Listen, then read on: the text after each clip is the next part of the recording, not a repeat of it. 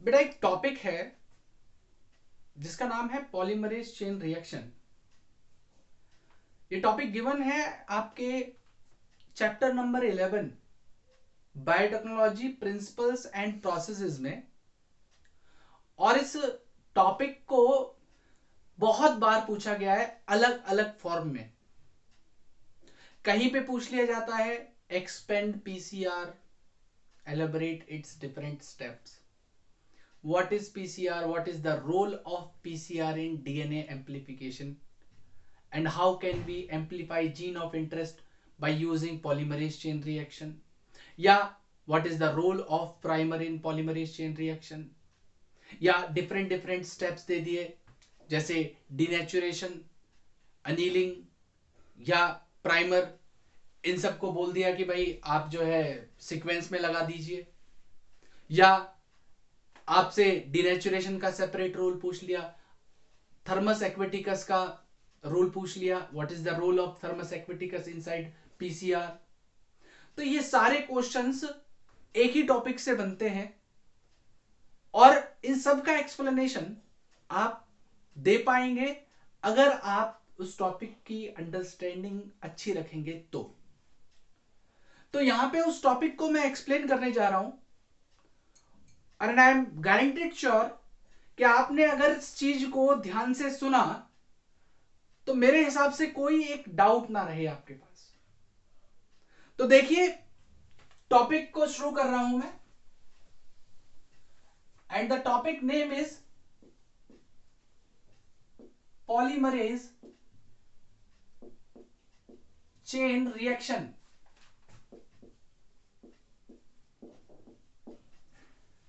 And the chapter name is biotechnology principles and processes. देखिए ये जो टेक्निक है इसे जनरली यूज किया जाता है एम्प्लीफिकेशन ऑफ डीएनए के लिए।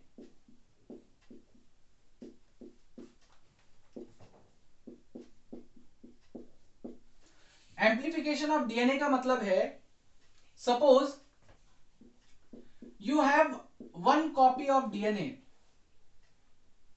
and you want multiple copies, you want multiple copies।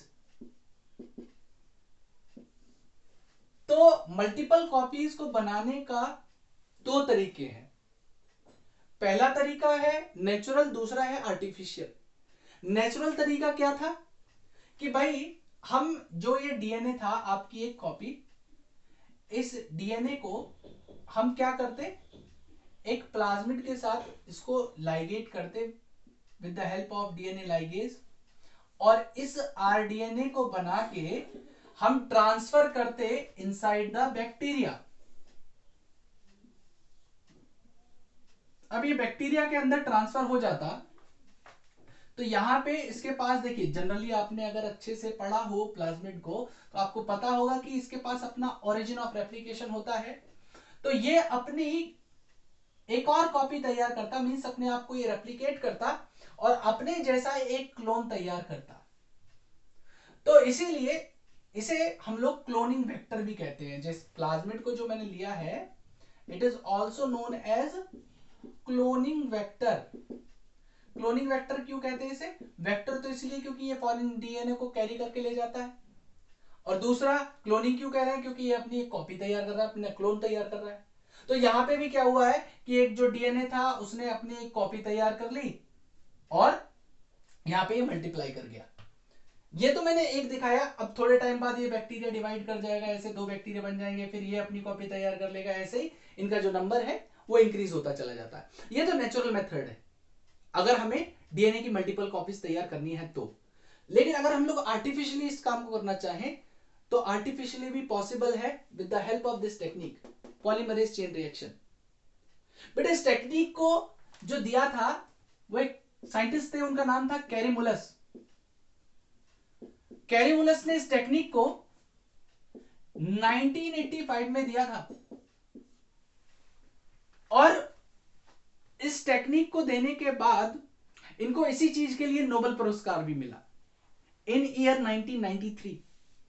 1993 में उन्होंने पॉलीमरेज चेन रिएक्शन को जो दिया, इस चीज के लिए इन्हें नोबेल प्राइज भी मिला, क्योंकि ये एक बहुत रिवॉल्यूशनरी टेक्निक थी। क्योंकि इससे पहला ऐसा कोई मेथड नहीं था, केवल यही मेथड था कि आप बैक्टीरियाज और प्लाज्मिड का सहारा लें, तभी आप क्लोन तैयार कर सकते हैं या डीएनए की कॉपी तैयार कर सकते हैं। तो यहां पे इन्होंने ये सारे मेथड को खत्म करवा के एक मशीन लाए जिसे थर्मोसाइक्लर कहते हैं, और उस मशीन के अंदर ये जो टेक्निक है वो परफॉर्म करवाई। अब पीसीआर जो जनरली होता है ये 30 to 36 साइकिल का प्रोसेस है। अब ये जो साइकिल्स हैं ये कम या ज्यादा हो सकती हैं डिपेंडिंग कि आपको कितनी कॉपीज चाहिए। अभी समझिएगा मैं क्या कहना चाहता हूं। देखिए यहां पे जो पीसीआर टेक्निक है या पीसीआर जो प्रोसेस है ये 30 to 36 साइकिल्स का प्रोसेस है। And one cycle have 3 steps. First step is denaturation. Second step is annealing. And third step is extension. ये 3 स्टेप मिलके एक साइकिल बनाते हैं, और ऐसी ही कितनी 30 to 36 साइकिल होंगी। मतलब कि एक जो डीएनए था वो एक साइकिल कंप्लीट करने के बाद उसकी 2 कॉपीज बन जाएंगी।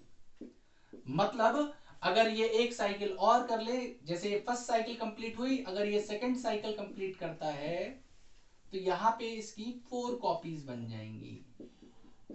इसी तरीके से ये बाइनरी बेसिस पे बढ़ता चला जाएगा।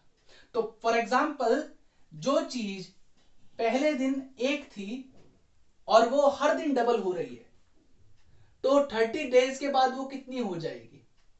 तो एक एस्टिमेशन है कि अगर आपके पास 1 रुपया है और आपके वो जो 1 रुपया आपको पहले डे मिला वो हर दिन डबल हो, 2 एक अगले दिन 2 बन जाए, 2 से 4, 4 से 8, 8 से 16, 16 से 32, तो आपके पास 30 डेज के बाद वो कितना हो जाएगा।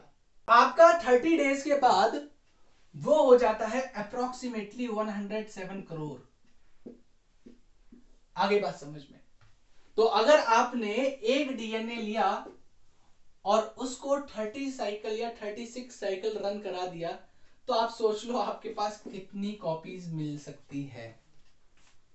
ठीक है, तो अब आप समझिएगा कि ये होता किस तरीके से है और ये होता कहां पे है। देखिए एनसीईआरटी में बहुत अच्छे से गिवन है, लेकिन आप अगर यहां पे पढ़ रहे हो तो ऑब्वियस सी बात है कि आपको कुछ अलग मिलना चाहिए।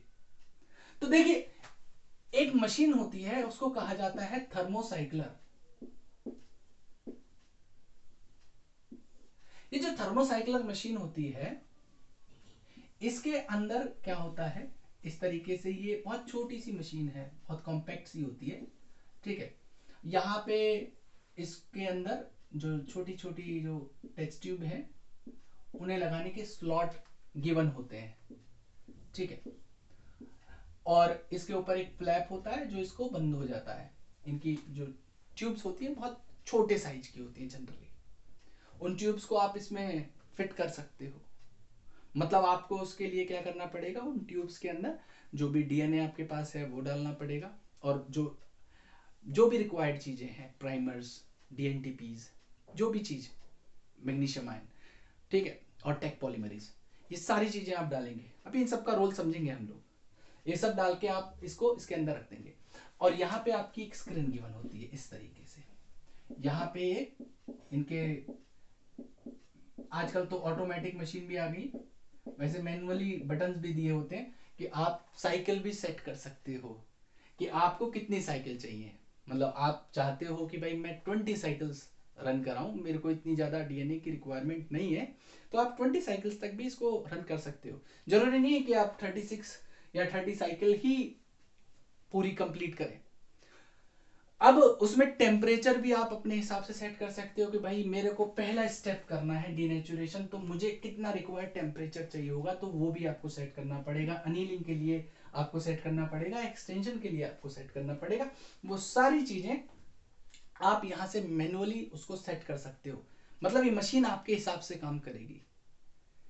अब इसके अंदर जो भी कुछ चल रहा होगा, मतलब फॉर एग्जांपल थर्ड साइकिल का सेकंड स्टेप चल रहा है, तीसरी साइकिल से सेकंड स्टेप मतलब अनीलिंग चल रहा है, तो आपको पता चल जाएगा अंदर कि यहां पे ये स्टेप चल रहा है। तो ये मशीन पीसीआर परफॉर्म करती है, जिसे थर्मोसाइक्लर कहा जाता है। अब इसके अंदर टेस्ट ट्यूब के क्या चल रहा होगा उसे अब हम समझते हैं कि ये जो साइकिल है ये सारी की सारी कैसे होती है। तो देखिएगा यहां पे मैं शुरुआत करता हूं डीनेचुरेशन से, पहले स्टेप से। तो देखिए कैसे एम्पलीफाई करेंगे हम लोग अपने डीएनए को। यहां पे पहला स्टेप डीनेचुरेशन।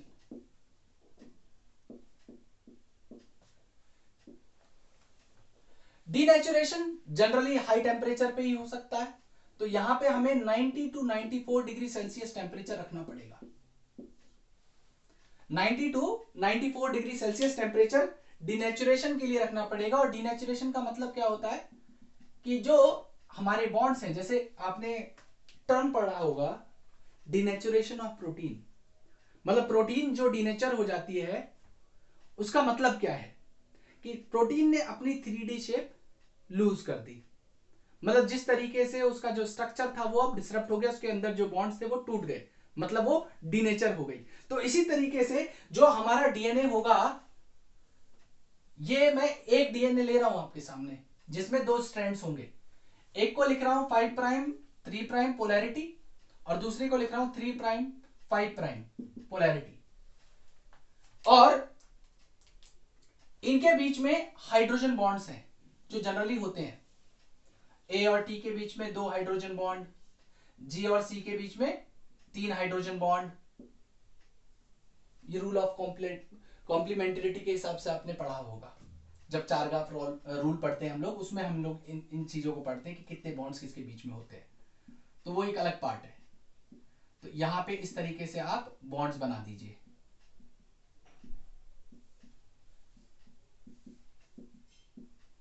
ये बॉन्ड्स तैयार कर दिए हमने।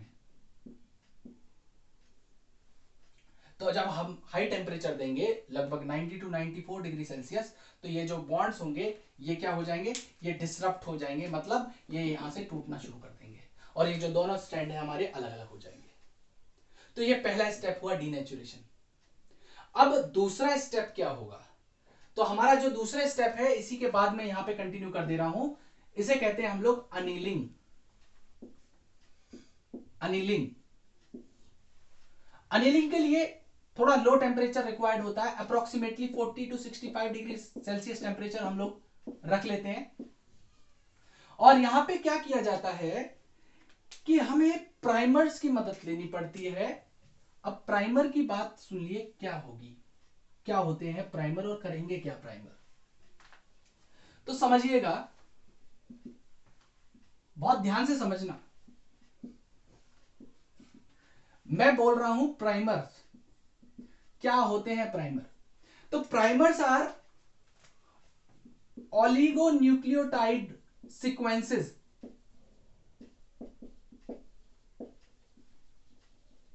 जो कि कॉम्प्लीमेंट्री होंगे to this part and to this part. अब कहोगे कि सर यहां पे प्राइमर क्यों नहीं लग सकता और यहां पे प्राइमर क्यों नहीं लग सकता, आप इधर ही क्यों कह रहे हो, तो आप एक चीज समझिएगा, आपने अगर डीएनए रेप्लिकेशन बहुत ध्यान से पढ़ा हो तो आपको पता होगा कि एक जो भी डीएनए रेप्लिकेशन की डायरेक्शन होती है वो 5 प्राइम टू 3 प्राइम होती है। मतलब अगर आप यहां पे प्राइमर को लगाते हो और यहां पे आप प्राइमर लगाते हो तो इसके अपोजिट पोलैरिटी हो जाएगी 5 प्राइम, इधर पोलैरिटी हो जाएगी 5 प्राइम, और जब डीएनए बनना शुरू होगा तो वो इस डायरेक्शन में बनना शुरू होगा, मतलब 5 प्राइम टू 3 प्राइम डायरेक्शन में, और इधर अगर डीएनए बनना शुरू होगा तो वो इस डायरेक्शन में शुरू होगा 5 प्राइम टू 3 प्राइम डायरेक्शन में। तो हमें इसी डायरेक्शन में प्राइमर्स को लगाना है। ये काम हम नहीं करेंगे, ये अपने आप होगा, लेकिन यहां पे अंडरस्टैंडिंग के लिए आपको समझना बहुत जरूरी है कि प्राइमर्स कहां पे लगते हैं। Got it? ये सब हमें कुछ नहीं करना है, वो सब पीसीआर के थर्मोसाइक्लर जो मशीन मैंने आपको बताई थी, छोटी सी मशीन, उसके अंदर सब कुछ हो रहा होगा, उसके अंदर ये सारे स्टेप्स अपने आप परफॉर्म हो रहे होंगे, बस आपको साइकिल सेट करनी होगी, दैट्स इट। तो यहां पे क्या होगा कि ये जो प्राइमर्स हैं, ये एक प्राइमर हो गया, इधर एक प्राइमर हो गया, ये आपने लगा दिए। अब प्राइमर्स को डिजाइन कैसे किया जाता है? तो प्राइमर्स को डिजाइन करने के लिए आपको क्या करना पड़ेगा, आपको ये जो पूरा डीएनए का सेगमेंट है या ये पूरी जो जीन ऑफ इंटरेस्ट है, इस पूरी जीन ऑफ इंटरेस्ट को सीक्वेंस करना पड़ेगा। मतलब आपको यहां पे पता होना चाहिए कि हमारे कौन कौन से नाइट्रोजनस बेसेस यहां पे मौजूद हैं, और आपको जो लास्ट के 18 से 20 न्यूक्लियोटाइड होंगे उनको देखना पड़ेगा। मतलब लास्ट वाले जो 18 to 20 न्यूक्लियोटाइड यहां पे होंगे और यहां पे जो शुरुआत वाले 18 to 20 न्यूक्लियोटाइड होंगे, उसके कॉम्प्लीमेंट्री एक प्राइमर तैयार करना है। अब कॉम्प्लीमेंट्री का मतलब क्या है कि अगर यहां पे ए होता है तो प्राइमर के अंदर टी होना चाहिए, अगर यहां पे जी होता है तो प्राइमर के अंदर सी होना चाहिए, और अगर यहां पे सी होता है तो यहां पे जी होना चाहिए। प्राइमर जो तैयार होगा वो कॉम्प्लीमेंट्री होगा आपके इस स्ट्रैंड से। अब कहोगे कि ये कहां से तैयार होते हैं? तो देखिए, इसके लिए आपको टेक्निक यूज करनी पड़ेगी बायोइन्फॉर्मेटिक्स की, जो आपने अगर ह्यूमन जीनोम प्रोजेक्ट बहुत अच्छे से पढ़ा हो तो वहां पे आपने देखा होगा कि हमने अलग जो ह्यूमंस थे, या ह्यूमन के अलावा अब तो बेटा बहुत सारे प्लांट्स और एनिमल्स के भी जीनोम को सीक्वेंस करके रखा हुआ है। आपको हर चीज वहां पे इंटरनेट पे अवेलेबल है। आपको अगर पर्टिकुलर, जैसे फॉर एग्जांपल आप ह्यूमन के अंदर कोई कैंसर कॉजिंग जीन के बारे में पता करना चाहते हो, मैं एग्जांपल ले रहा हूं P53 का, तो आप P53 जीन डालिए, आपको पूरा सीक्वेंस उसका निकल के आ जाएगा। आप उसके हिसाब से प्राइमर डिजाइन करना चाहते हो, उसको एक टूल होता है वहां पे ब्लास्ट टेक्निक, उसमें अंदर डालिए, वो आपको प्राइमर डिजाइन करके अपने आप दे देगी। आपको क्या करना है, उन प्राइमर को वहां से कॉपी करना है, मेल में कॉपी करना है और भेज देना है किसके पास? जो कंपनी प्राइमर डिजाइनिंग करती है, वो वहां से प्राइमर डिजाइन करके आपको भेज देंगी। आप उन्हें पीसीआर में यूज करिए दबा के, कोई दिक्कत नहीं है। ठीक है, तो यहां पे ये टेक्निक हो गई, प्राइमर आपके लग गए। ये जो टेम्परेचर था, अच्छा अब अनिलिंग क्यों कह रहे थे इसे?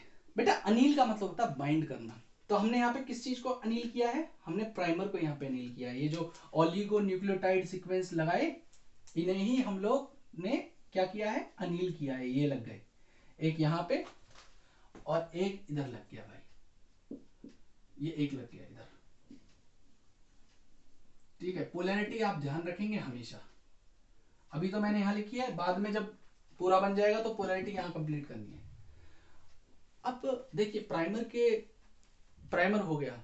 प्राइमर तो एक टेम्पलेट के तौर पे यूज होगा। डीएनए पॉलीमरेज की और रिक्वायरमेंट है। डीएनए पॉलीमरेज वो एंजाइम है जो आपका डीएनए के हिसाब से एक डीएनए के स्ट्रैंड को पॉलीमराइज करता है।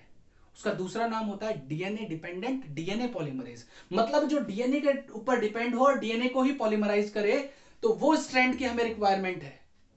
तो हमारा जब डीएनए पॉलीमरेज यहां पे यूज नहीं हो सकता। अब यूज क्यों नहीं हो सकता? हम अपने डीएनए पॉलीमरेज को यूज क्यों नहीं कर सकते? क्योंकि यहां पे आप देखिए जनरली हाई टेम्परेचर चल रहा है। यहां पे देखिए आप, हाई टेम्परेचर चल रहा है। अभी जो अगला हम लोग स्टेप पढ़ेंगे ना, एक्सटेंशन, वहां पे 72 डिग्री सेल्सियस टेम्परेचर है। और हम लोग जो ह्यूमंस हैं, हमारा जो कोई भी एंजाइम है वो 50 डिग्री टेम्परेचर से ऊपर क्या हो जाता है, अपनी जो वर्किंग एफिशिएंसी है वो कम कर लेता है। मतलब वो धीरे धीरे डीनेचर होने लग जाता है। तो अगर आप ह्यूमन डीएनए पॉलीमरेज को यूज करोगे या किसी अदर एनिमल के डीएनए पॉलीमरेज को यूज करोगे तो वो वहां पे वर्क नहीं कर सकता। तो आपको वहां पे ऐसे पॉलीमरेज की रिक्वायरमेंट है जो हाई टेम्परेचर पे वर्क कर सके। तो आपको क्या करना पड़ेगा? आपको ऐसे ऑर्गेनिज्म को ढूंढ के लाना पड़ेगा। तो ऐसे ऑर्गेनिज्म में हमारे आर्की बैक्टीरिया, जो कि एक्सट्रीम कंडीशंस पे रह सकते हैं, जो थर्मोफाइल्स हैं। तो इन आर्की बैक्टीरिया का जो एंजाइम है वो भी अडेप्टेबल होगा हाई टेम्परेचर पे काम करने के लिए। तो आप क्या करोगे? इन आर्की बैक्टीरिया से इनके डीएनए पॉलीमरेज को निकाल लोगे। तो एक आर्की बैक्टीरिया जिसको लिया जाता है जनरली, उसका नाम है थर्मस एक्वेटिकस। Thermus aquaticus. तो ये जो थर्मस एक्वेटिकस है, ये एक एक्सट्रीमोफाइल है जो हाई टेम्परेचर पे रहता है।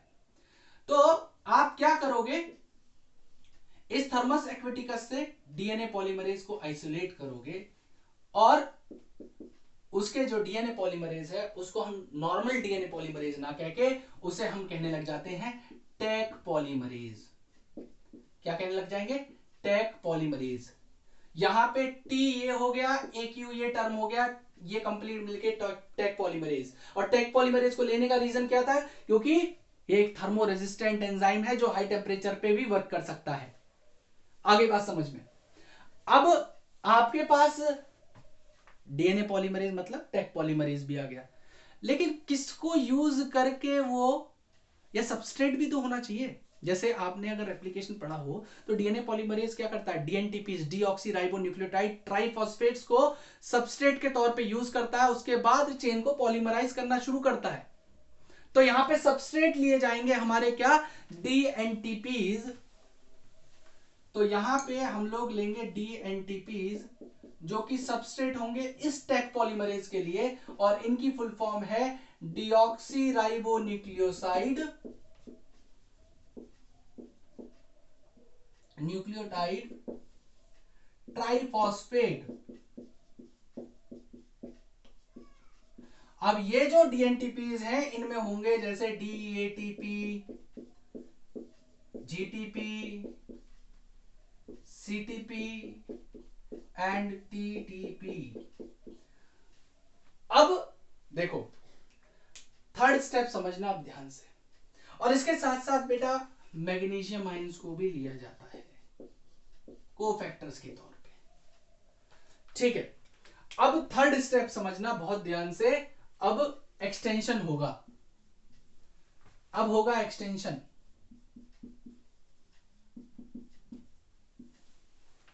यहां पे मैं डीएनए के स्ट्रैंड्स को तैयार कर रहा हूं।